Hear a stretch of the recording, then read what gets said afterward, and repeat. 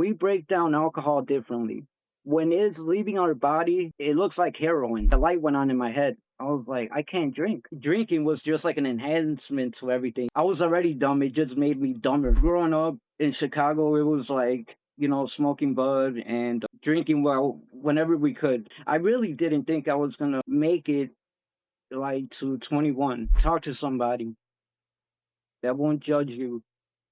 And no matter what they're going through, call us. Yeah. You know, don't be alone. God, if you're up there, please help me.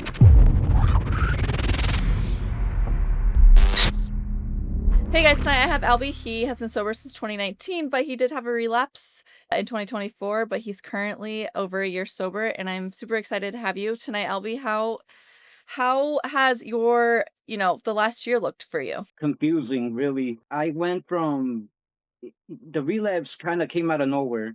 My dad had a surgery, and all day at the hospital, I was waiting for him, to get out. And it seemed like early that morning that thought came into my mind, and it was over. It was like I didn't realize how true it is that they say you relapse way before you actually go ahead and do the whatever you like. For me, it was Mm, pills. I didn't relapse on alcohol this time, but I didn't see it coming, that's for sure. yeah. So you said it wasn't alcohol, it was pills that you relapsed on. So what was your relationship with before 2019 with substances? All the way through growing up in Chicago, it was like, smoking bud and drinking well whenever we could. Whenever we could Mhm. find somebody to buy us liquor. But it was like weed every day, all day if we could. I started when I was like 12 and then Mhm. drinking around the same age. And after that, it got worse and worse. But I knew I was addicted to marijuana when I smoked it. People say you Really? can't get addicted. I did, Mhm. you know. Yeah, that's a topic in itself. I think that people that are okay smoking weed, there's such a controversy there. Like, I mean, you can get addicted to anything, right? I mean, that's just my opinion. It's a behavior for me, like going and getting something, then you change the way you feel, and then there's that hunt all over again.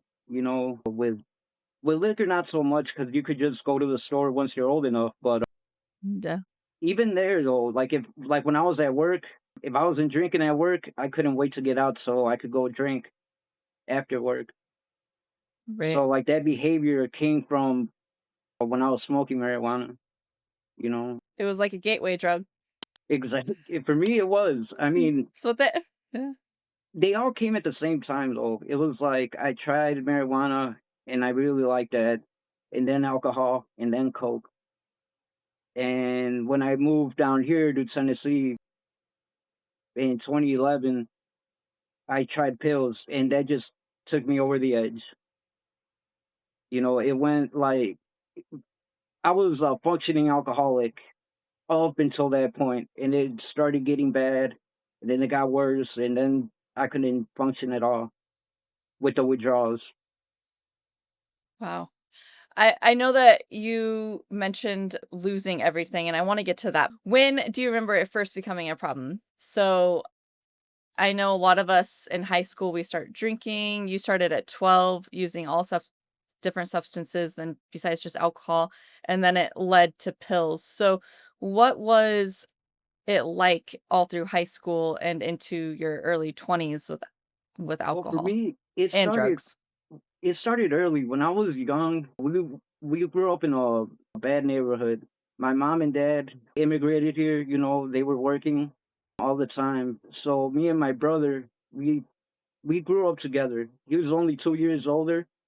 So Mm. from the very beginning, we saw what was going on around us. We always hung out with older people. So when we went from watching it to doing it, it was a real it seemed normal because I grew up Mhm. watching everybody else do it. And that was like seventh grade when I began to really get into it. And in middle school, for me, that's when I was already partying in middle school. So by high school, that was it was like everyday life for me.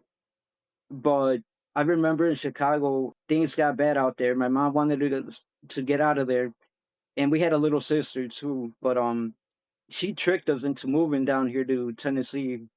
She told us like, "Let's go work for your uncle," and we did that one year. He had a restaurant down here, and we came down here. We worked. We made some money. So she goes like, "You guys want to go do that again?" And I was young. I wanted money, and we came Yeah. down here. And then she goes like, "You're not going back," and that's how we came Oh, down here. so how did you feel during that time? It was culture shock. I went from, like everybody being around me, black, white, Mexican, it didn't matter, to coming down Lot here, it was completely different.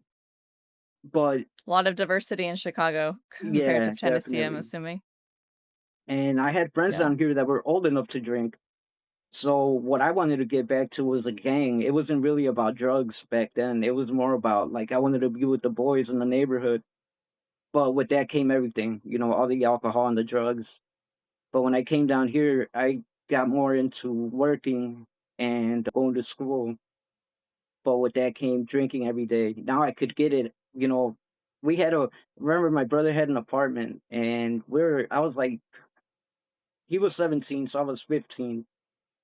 We would fill it up with beer, like no food, and it was all beer. But back then it was more like a party kind of environment. We weren't like there was nobody dying yet, from Right, alcoholism. That would come later. And I just remember it was fun back then. Like I right. was working, I felt like an adult. And but yeah, at first so the like I did not want to be down here. I wanted to be with the boys. I wasn't ready to move on from that lifestyle. I really didn't think I was gonna make it like to 21, really, because so Really? many people were like out there, it could go bad really, really quick. I hear people say, "How can they kill each other like that?" It happens. I don't know. I can't. It's like you'll be hanging out, and somebody will be having a bad day in the other neighborhood, and you're right there, and you're gone. So In I wasn't. Chicago? Yeah, Yeah. and I wasn't ready to let that go yet. And You weren't ready you weren't ready to let the chaos go? yeah, I was all about it. I wanted to be right in the middle, and Yeah. drinking was just like an enhancement to everything. I was like, it just. I was already dumb. It just made me dumber. I like how you say that. I was already dumb, it just made me dumber because I think we all think that we're just so invincible when we're drunk. Oh no, I knew that I was gonna be. Um, you get up that day, whatever day it is, and you go like you gotta walk fast wherever you're going and keep your head looking sideways. I still walk that way sometimes. I don't know why I'm down here. Once you had that liquor in you, it didn't really matter as much anymore. Mm. So do you think that you used I mean, obviously your environment was definitely about substances. Do you think that that whole entire culture just that's the only way you felt safe was drinking? Um, it was you. I don't know. It's almost like it was a package. Everything came with it. Because I had friends Right. that were normal. Because we ended up moving from a bad side of Chicago to a pretty good area. There were just gangs Mhm. there, so I had people around me that were, like normal kids going to school, but I didn't want that. I wanted to be with the gang, and I just remember wanting to fit in. It made me feel like I was a part of something. And Right. then, and with the liquor and with everything else, I don't know which came first. Like I knew when I was 5, I already knew what gang I was gonna join. Really? 'Cause every neighborhood we would move to, that gang would be there, and these were like That's mm, big, like an hour away, 2 hours away, we would end up in the neighborhood where they were at. wow. So I've I haven't had a podcast yet with somebody, involved in that type of environment, like gangs and stuff. I can imagine that it gets pretty brutal, and all the years of probably trying to, fit in and mask things. Like, how bad did it get in Chicago before you moved? It got bad.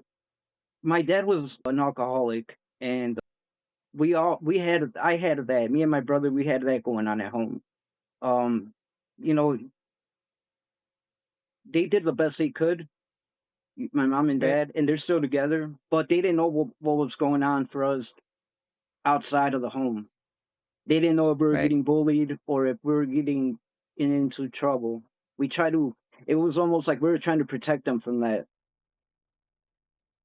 Were you And getting in trouble? yeah, like at first it was little things, but as life went on, we had two friends that moved down where we were at, and they were part of the same gang, but they were in a way rougher area. And we started Mm. going down there with them in their neighborhood. And when that happened, we really got into it. And down there Mm. where they were at, it was like everything went up a notch. It went from smoking to trying to make some money off of it. It went from drinking a little to drinking a lot. Like money wasn't that much of a thing for them. They had Mhm. ways of making money, and that changes everything. So what do you mean by drinking a lot? So can you give us a visual of what that looked like? Like, what were you drinking and how much were you drinking? Well, like for me at first, like I remember the first time I got drunk was like a 6 pack of Budweiser. I was like, I remember I felt like crap, but it felt amazing.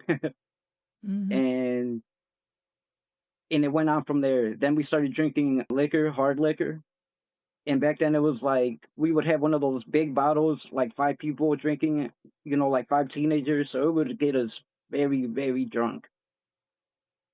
Mm. And imagine that, like 5 kids with a bottle of liquor and nothing to do.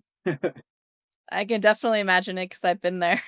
Yeah, exactly. And it for me, growing up out there, it just I don't know. It seemed like it wasn't real. Like I really thought I wasn't gonna be alive by like 18. Like I thought I would be in jail or I would be dead. So So, you see it in movies, but you actually lived it. I mean, we all know that Chicago has a reputation. I mean, you can't deny that. You literally lived what we see in the movies for the most part. and it's way different in like we were normal. Like, we didn't fight with the black gangs or with the white gangs. The people that we fought with the most were people that looked just like us. And we know Really? that they were crazy because they were just like us. Like they could have been our brother or our cousin. It just they grew up on the other side of the neighborhood or 2 blocks Interesting. down. So like it, it's very normal. Like every day you get up and you're like, let's go do something. But with us, it might be something crazy that could get violent real quick. Can you give us an example? I remember one time we were in the on the block and I was like 14 probably, and my brother was in jail, so I was out there by myself and with the boys, and we were out there just hanging out in front of like the neighborhood, and the guys came by, the boys, they get out of the car and they go like, "What are you guys doing?" We're like, "Nothing, just hanging out." And they asked us like, "Where's the gun at?" And we go like, "We ain't got one. What do you mean?" And they go like, "What are you Mm. stupid? Like, what are you doing out here without a gun?" And that's the first time I was like, "Oh, like it's not a game." And the reason they asked us Mhm. that was because they just got in a fight down the road. So they were going like, those guys are gonna come back and you're out here without a gun. Like you might catch a bullet for something you didn't have nothing to do with. Right. That's scary. So that's like the kind of random things that could happen in everyday life. That day we were waiting. Like they had one, so we're just hanging out right there waiting for them. They never came. But like look, this is one of my well, you'll laugh.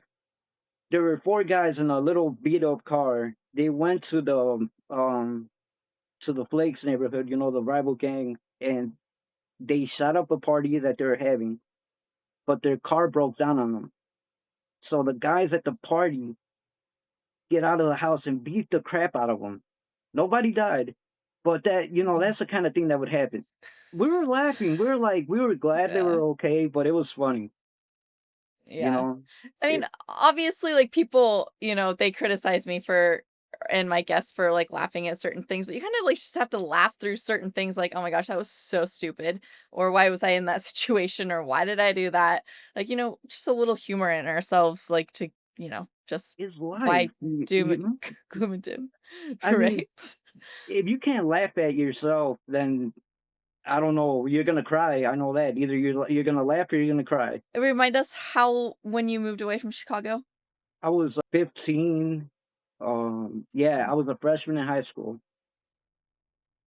So because you out there, lived 12 to 15 like that. well, no, well, my whole we started hanging out with the gang since we were little. We weren't a part of the gang until I got older. My brother, he got involved when he was younger because we went from an all Mexican kind of neighborhood to an all black neighborhood, and you know we are gonna get bullied. That was you know, and it did have nothing to do with race. It was all about the gang, Right. you know. And so he got it. That's how he got involved. He got tired of getting bullied on, and That's sad. so that was in 90, that was like 98 when that started happening. So I was like 11 or 12 when my brother got into it, and that's what got me into it. The thing about it, you don't pick your gang really, like I did. But if you grow up in a neighborhood and that's all you see, that's who you're gonna hang out with. It's kind of like your football Mhm. team. It's not like, you know, like if you grow up in whatever in LA, you're a Dodgers fan, Right. you know. So whatever neighborhood you're in when you're around that age is whatever gang you're probably gonna become. Oh, I learn something new every time I talk to somebody. It's not like the movies where nobody comes and recruits you to a gang. Okay.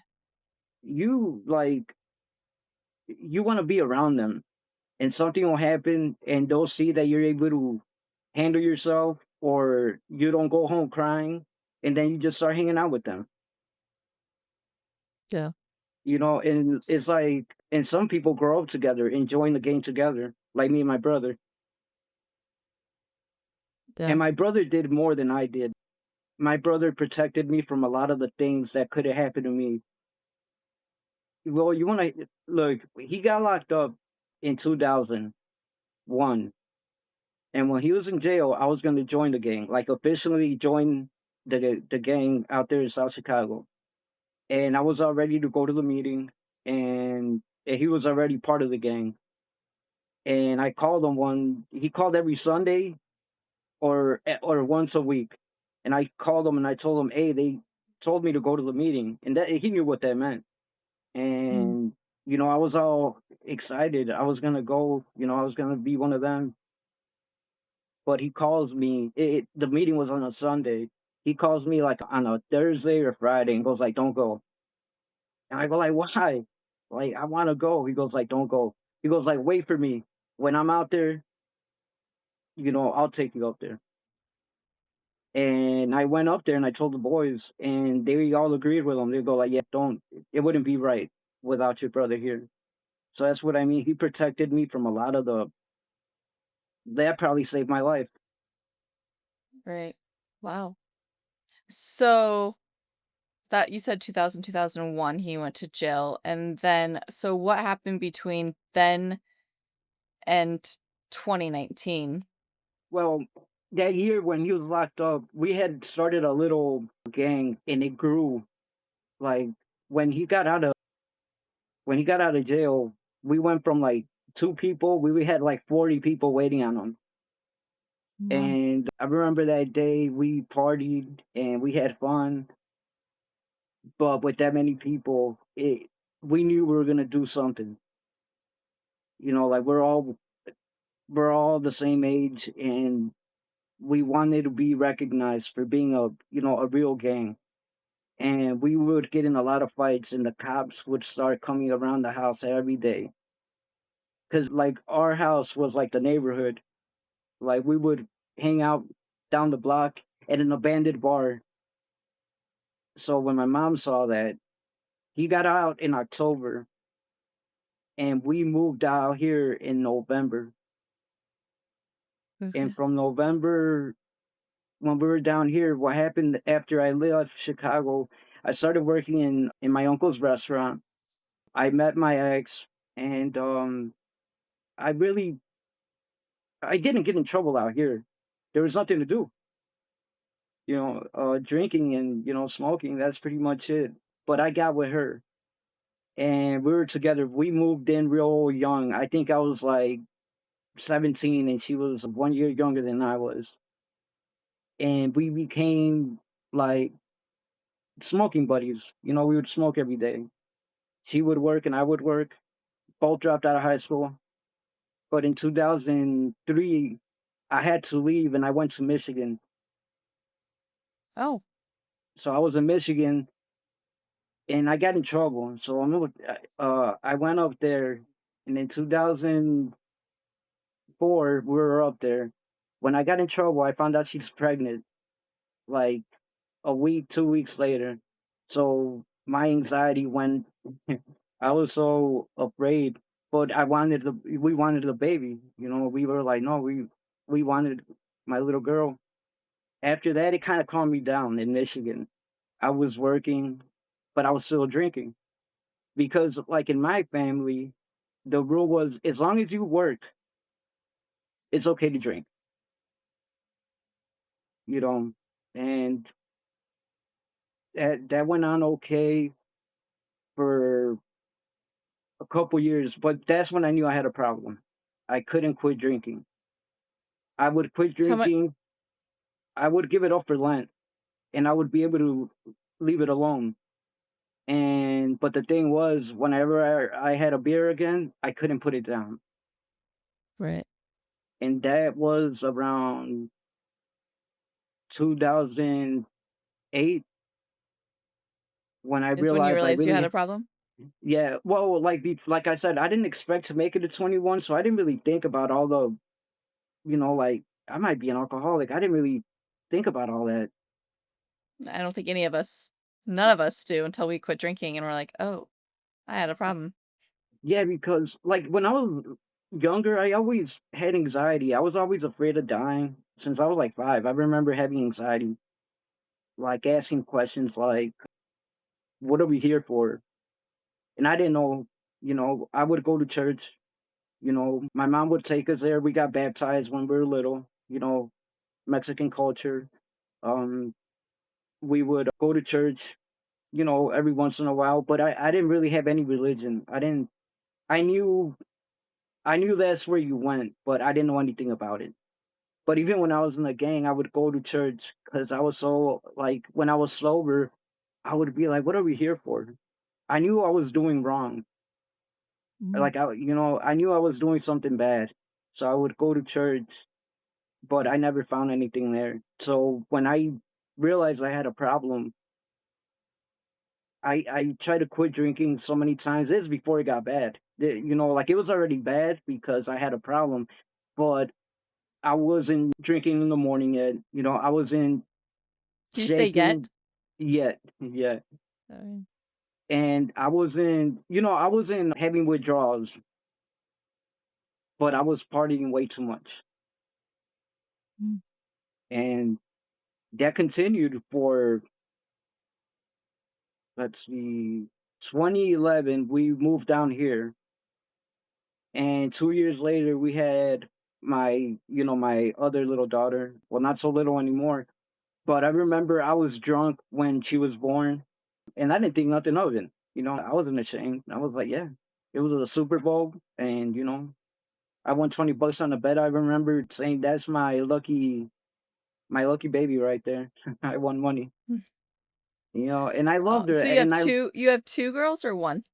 2. 2. Yep, one 20, about to be 20, and the other one's 12. Oh, Yeah, so I love them, but I didn't know how to quit. You know, I remember trying to quit on my own, but I couldn't. I love that you mentioned you loved them, but you couldn't quit because I feel like that all too often, yeah, we love our family, but we can't quit or we choose not to quit. Yeah, I remember when she was born.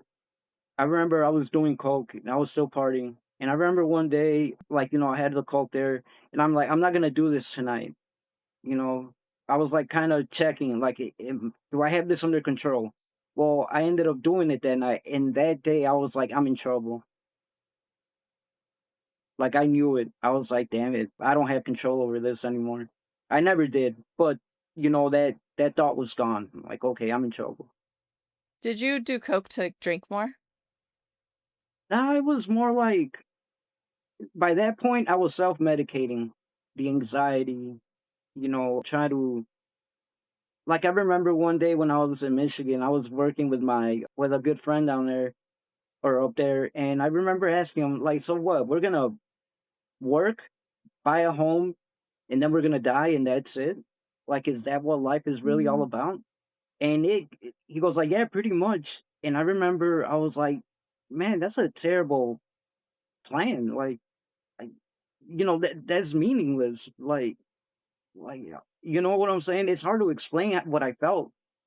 And to get that thought out of my mind, I would drink, A lot of but people drink to cover up that anxiety and that doom. I mean, yeah. it's a not a good feeling. And I think that's why I went to church when I was little. And I would go to church without my mom, without my dad. It would just be me. Like, instead of hanging out with the boys that Sunday, I would go to church. And my brother would be like, why are you going to church? I'm like, I don't know. And I really didn't know why. Well, you had a calling. Yeah, and that's it. I remember just feeling that weight. What's life all about? And I didn't know how to deal with my emotions. But in 2011, let's see. So fast forward to about 2015, no, like 2012, I tried a pill because I couldn't find coke. Down here, coke is not a big thing, but they had a pill, and it was over after that. It What do you didn't mean happen all over? that it didn't happen all at once, but it got bad. Like that, you get hooked on those so quickly. It's unbelievable. So You know, what was the day when it got bad? What did the day look like? I remember that day we were just hanging out. I was working. I had just started like my life down here, really. I had a job, I had an apartment. My baby was just like, I don't know if she was about to come or she had just been born. I remember. Um and we were just all hanging out all through the day, and at nighttime, you're pretty drunk and you want to do coke. Mm. And there was no coke around. And I remember my cousin, he goes like, well, I got this. Like, you want to try it?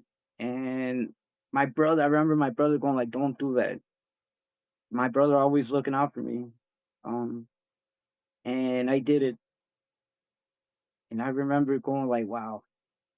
Like it made it, how some people say pills make them drowsy, or I like, cannot take pills even when I need to. yeah, like Roxy's. I think that's what it was. For most people, it makes them do that, throw up, drowsy. For Me. me, it does the opposite. It wakes me up. Oh, it's like Benadryl. What does Benadryl do to you? Does it do the opposite? It don't it doesn't really do anything. I tried to take it to go to sleep when I was withdrawing from alcohol. Like some of the times where I Oh, would try to quit, it, I think it helped me a couple times, but it didn't really knock me out. I was hoping it would. never like, when I've had any surgery, cannot take medicine without feeling sick, but so I've never understood how people get addicted to pills because 'cause I'm like, "Oh my gosh, like, how can you that's a terrible feeling." And that's the thing, it's like one of those things where I wasn't really looking for one drug or the other, I as long as it made me feel different, Right. I didn't really care what it S was, and after that, it the same thing happened, I started to do it more and more, and I would go like, "Alright, today I'm not doing it," but I would do it, and I started in like I said, I don't remember what year it was, but it was like 2012, 13, somewhere around there. By 2015, I had broken up with my ex, and I had, like, been in and out of jobs for, like, a year and a half already. And I mean, like, in Michigan, I had 3 jobs over, like, 9 years or something. Down here, in 2 years, I had about 20 jobs where I couldn't hold a job. I would be a good worker, but I would never be there.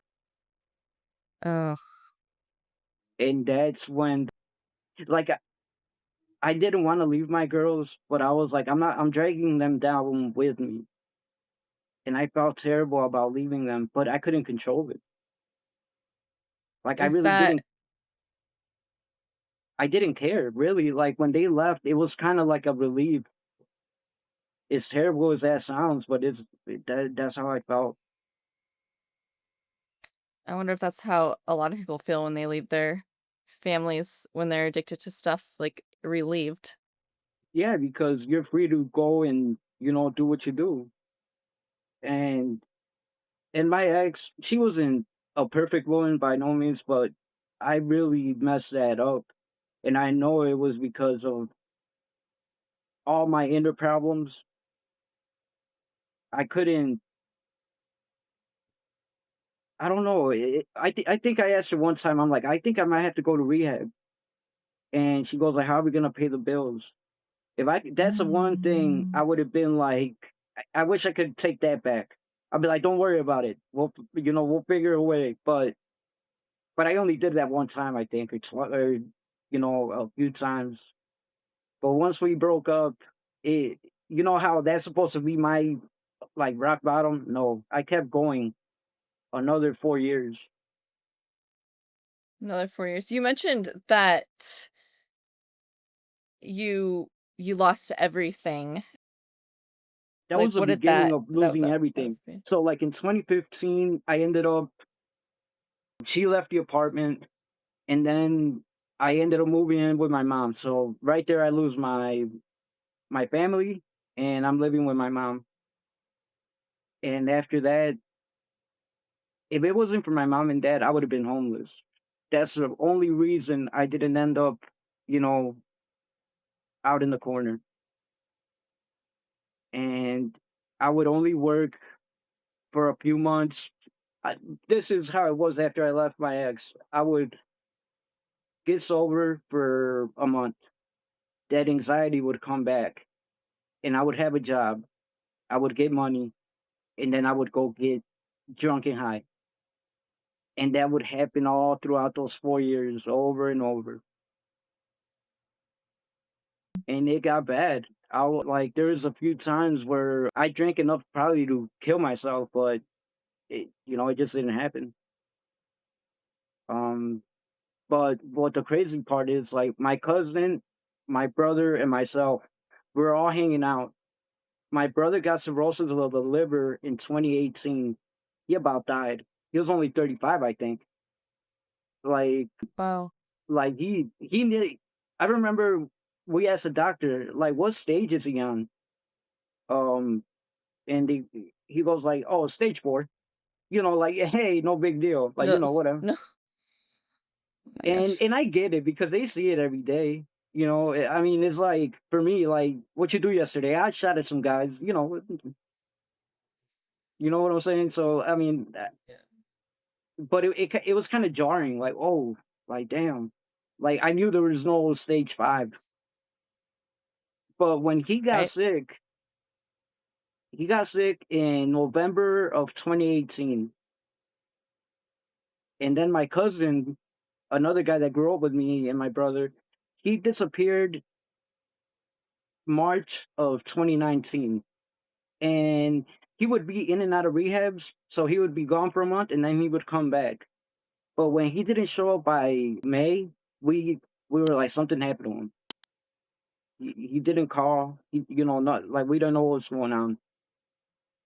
Well, when my brother got sick, he quit drinking, but that's the only thing he quit. That mindset we had from Chicago was still there. So he he kept getting in trouble, but not drinking.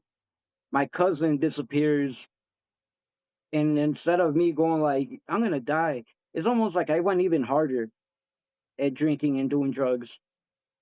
And I remember they found his body behind like a grocery store. Well, not the FBI, but like the local federal, department, like whatever it is, the feds were out here, and they found bones. They don't know what had. We don't know if he died from alcohol related or was it like somebody hurt him. But he was already pretty sick with like, you know, his pancreas was all messed up and his liver was all messed up. So Mm. we don't know what really happened to him. And Wow.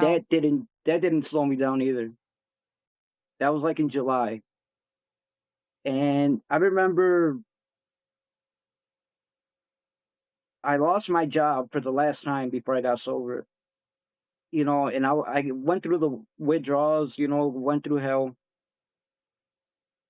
And I knew, I'm like, I can't quit. I don't know what to do. Like, I'm not dying, I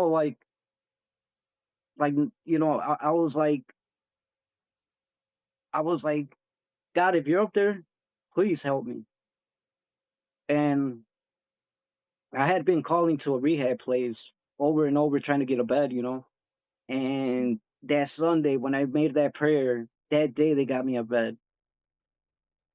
I Oh my was like, gosh, it gives me wow. goosebumps. And it like for that, like from that moment on, it gave me hope. And from that moment on, I was like, I knew God was real. I always knew he was real, but like I felt Mm. like that was God. I wasn't sure yet. But I remember when I got to rehab, I went in there with the same attitude most guys get there. You call up there begging for a bed, but then when you get up there, people would be up there complaining about, man, I hate waiting on the dope man. I'm like, damn, like what the hell is wrong with us? But we were having a conversation like it was normal. But I remember one day they had a class, and this lady,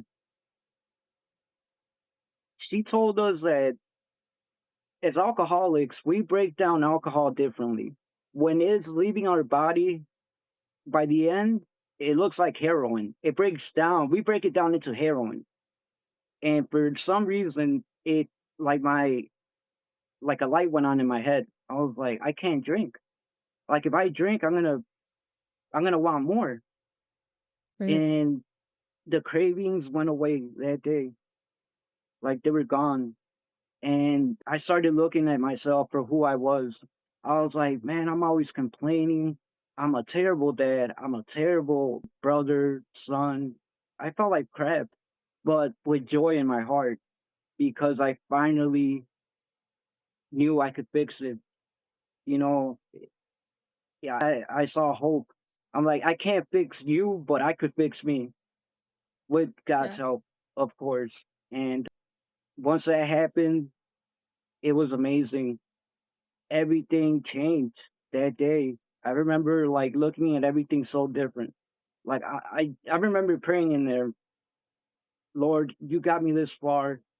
Now, if you just let me go out there and help my mom and help my daughters, I'll be happy with that.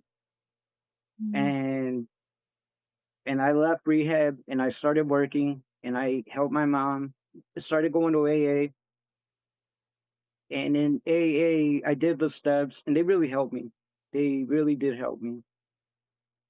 And while this is going on, my brother got in trouble and he's in jail. He gets out in 2021, and I've been sober for a year now. And he started talking about the Bible, and I never believed the Mm, Bible. I would always be like, "That's man written. Some of it's true, some of it's not." And I never read it, so I was like completely talking crap. I didn't know what and but one we would take rides around, and he would be asking me about AA, and because he wanted me to read the Bible, so he would talk to me about AA, and he would talk to me about the Bible. But one day I asked him, like, how could Jesus not do anything bad when I can't go 5 minutes without having a bad thought? And right. we were riding around in Knoxville, and I remember I turned on the radio. I wanted to hear the answer because I that was the one question I didn't know the answer for. And then he explained to me, like, well, he came from a virgin, and God implanted, the baby inside. That's the way that he could feel what we feel, but didn't fail like we failed. And like that, my eyes were open. The Lord opened my eyes, and I was like, it was like I was driving. It was like a flash in my mind, or in my, I don't know. It's hard to explain, but like I saw, he's alive. I was like, wow. Yeah, It is from a guy that never believed in the Bible. I really didn't. But after that, I was like, whoa, like he's up there and he's real. I love And that. and after that, it got even better. Now I don't have any money, material things. I don't. I've been single for since 2019, and I don't care.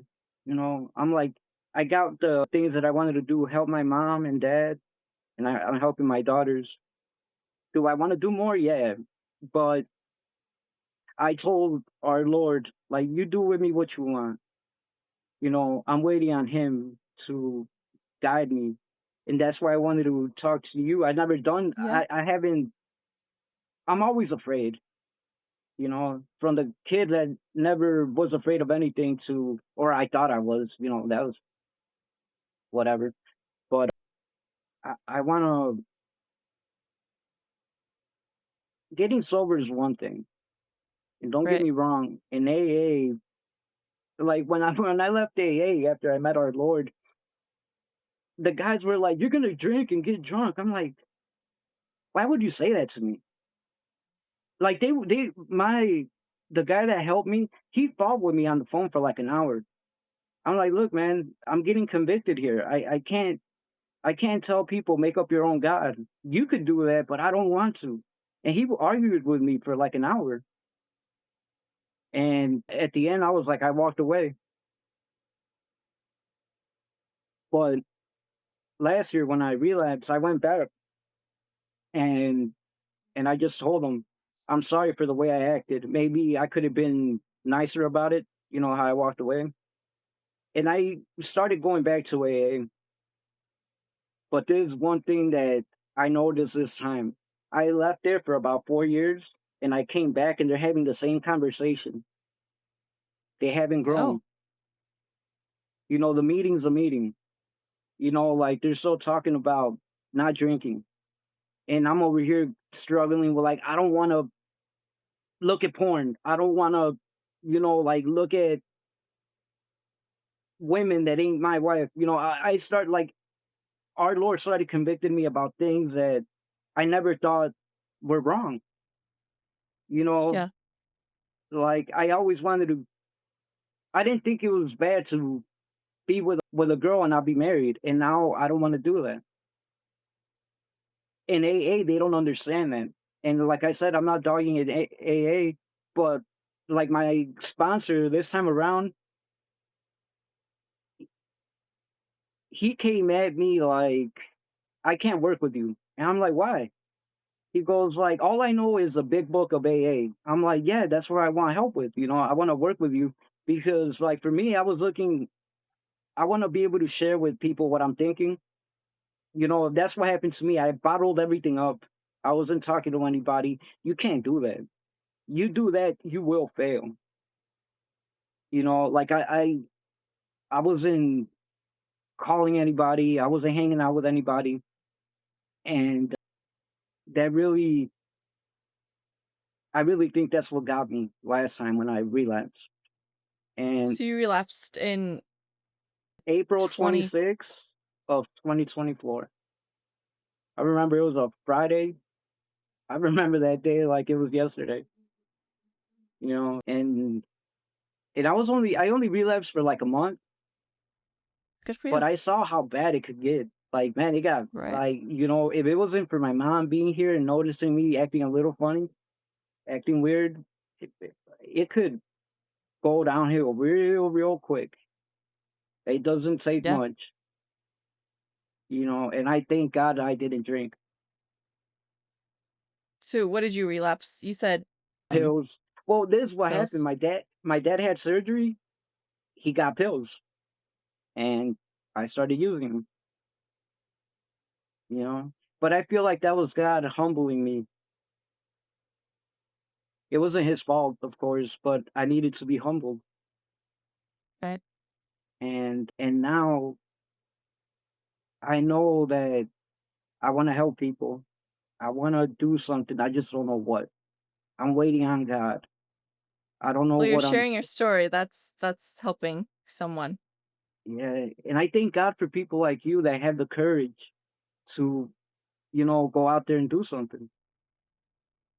Yeah. I mean, it's a scary territory, but I mean, if you can help one life, then I mean, it's an amazing place to be. Indefinitely. And I thank God for that every day. I really do want to help people. But like where before when I first got sober, I was only thinking about alcoholics. Now I'm like everybody. Yeah. Like we just happen to be people that are in, like, we're already locked up, and then we find a smaller box to put ourselves in. Everybody's in the same hell, and then we go find a deeper hell, Yeah. you know? So And I'm good at doing crap like that. I'll make a bad situation worse. I think a lot of us that are into substance abuse definitely can Yeah, make it worse. it it's amazing how blind we are to the things we do. I Yep. remember reading the Bible, and like I said, nobody shared, and I didn't know the Bible. And there's so many things that are plain to everybody else, but to me, like I was like completely blind. You know, there's so many things I learned from reading the Bible, but I just I just know God's with me and I know He's working with me. The first year that I became a believer in our Lord, for the first year, I had a job where I was building seats. So they would be running the line, and I had my Bible right there. And for a year straight, I was able to read my Bible 10 hours a day. And I'm like, okay. And now I'm just waiting, like I said. And that's the hardest thing about being a believer. Like, are you mad at me, God? I don't know. Like, am I doing it wrong? You're over your re-sober now, I guess Yeah. that. Um, what would you tell somebody that struggles with relapsing? Because I know several people that that I talk to on a daily basis that just relapse, and what would you tell them? I would say to talk to somebody that won't judge you. And, and Right. there is people like us out there that won't judge them. And no matter what they're going through, call us. Yeah. Don't be alone. No matter how many times you fall down, don't feel like you're alone. The devil, he's out there waiting for one of us to get left alone, He's lurking. Yep. lurking. Exactly. Yep. And that's a mistake that we make. It's like we we're like that zebra that think we could be out there without the herd. Like, I'll be all right. Yeah. Like, no, you won't. So, like, Yeah, definitely, I would tell people, call me, call somebody, hang out with them. Like, for me, I've been wanting to get men and read the Bible together, but not a lot of people want to do that. Even believers, like as much as I was a gangbanger back in the day, willing to do anything for the gang, I want to be like that for our Lord. You know, yeah, I want to have, and now I have wisdom to go with it that He gave me. Like there's so many things that I could avoid now. Like I'll hear something and I'll be like, that don't sound right. Like trouble, you know, and I know that's from Him. But I gotta, like I said, I can't be alone. I can't, like me and my brother, we're doing this discipleship book. We meet once a week. It's in the Bible, and whatever's going on with me, I'll tell them, and that really helps me. Like I still live with my mom and dad. My mom quit her job. She's taking care of my aunt now. My cousin that they found him dead. His yeah. mom, she has Alzheimer's, so she's Oh, so completely bedridden. Back in 2020, me and my mom went and got her. So she quit her job and now she's taking care of her 24/7. Me and my wow. dad we're paying the bills, and don't get me wrong, I would love to live alone, but I feel like this is where I'm needed. Yeah, And I know that's not popular, but being a follower of the Lord, I can tell you one thing about that I learned. If I try to start talking to a girl, the first thing I tell them, hey, I believe in our Lord. I really believe in him. They run. really? Yeah. I haven't met Wow. one. They think that I don't know if they think I'm lying or I'm weird. I don't know. But I think that's a good thing. Yeah. I feel At like least that's they ran and you didn't protection. have to find out later. Yeah, Yeah, connection. definitely. Yeah, And but yeah, like so now I'm living with my parents, but it's funny now I want to be here. Now I'm doing something, you yeah. know, redemption, really. That's a really good word.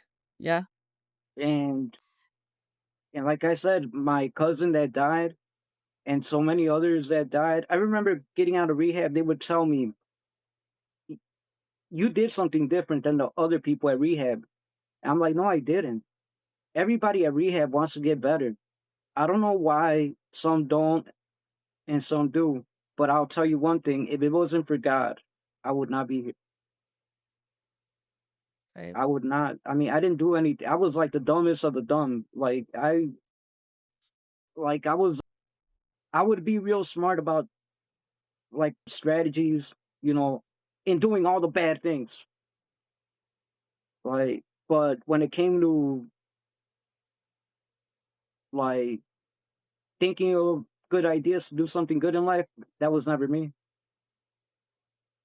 And I know if it wasn't for God, I would not be here. It's like I said that prayer that same day I get up bed. A couple weeks later, the craving went away. I relapsed and it was only for a month. And I got into rehab right away. I didn't lose my job. They were real understanding. That helped me. It's been, I don't have everything I want, but I have everything I need. That's And, all that matters. and he's number one for me in my life right now. And it's not easy. I won't tell anybody out there, it ain't easy, especially once you start living life, but it's worth it. For It's me, it's definitely worth it. yeah. But, like I said, watching you doing what you do and other people, I, I really want to begin to do something. I just got to quit being afraid. And I'm so Yeah, glad that I reached out to you because I was like, should I do it? I'm like, I don't know. And I just sent it. That was like the first thing I was like, okay, now I can't go back. And all day today, I was like nervous. I was like, man, should I do it? I don't know. but you did it. I mean, and I wanna have you back on and, dive deeper into all of this. I mean, I love having, people share their story and then sometimes we realize that, oh, there's so much more that we can talk about. And I'm very thankful that you shared your story. I don't A lot of people, don't get to hear like, you come from a different background than I mean, everybody comes from a different background, but, coming from a place the environment that you grew up in and you got out of it, that's absolutely phenomenal without, any damage done to I mean, obviously, like, you're healing, but, you came out of it in one Yeah. piece. And I'm so grateful to God for it. Like before, I used to think that I was owed something in life. Now I'm like, no, I'm not. I'm really, I thank God for everything. And, that's the biggest thing that I remember changing in me, the way I thought. I went from The way being, that I went from thinking blue to thinking red. It was amazing. And man, if I there's so many things I want to share about our Lord, but I just want to be sure that you're okay with it. So I would definitely come back, Yeah, no, I'd definitely love to have you back on. I Is there anything else that you would love to say to the community? call somebody, Call before somebody. you.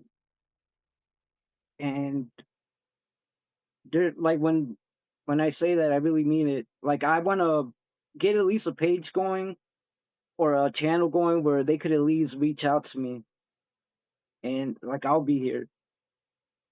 I just want to be Yeah, there for somebody. That's about all I have right okay. now. But my YouTube channel, I want to get that going. I definitely do. Because there's so many things I learned. I want to share them. Yeah. Even if I was only me talking to myself, I'm like, man, whatever. Well, that's how I started, and now I get to share other people's stories, and I absolutely love it. It doesn't matter where we come from. I think one person's story is gonna touch somebody, and it's gonna change somebody's life. It's amazing. Like there, without God, there's no way that I'll be talking to you or talking to some of the people that I talk to around here now. There is no Yeah. way. And he makes a way. You know, and I just thank God for everything He's done. I don't feel grateful every day, and I try to pray and ask, like, Lord, grant me grace to be grateful. Remind me where I was at, like, where did I come from? And that's what, yeah, but definitely anybody out there, call somebody. Like, there's people that really care. Like now everybody thinks that nobody cares. No, they're not, there might not be a lot, but there's definitely people that care. You let me know whenever you want me to come back, and I'll be glad to. And thank you for what you do. I really appreciate it. Well, it's because of you guys that I'm here. I think, yeah, you're gonna grow. And a fun little note is 2 years ago was the last day that I ever drank, so kind of fun doing a podcast with you today. Oh, man, that's great. Yeah. Congratulations.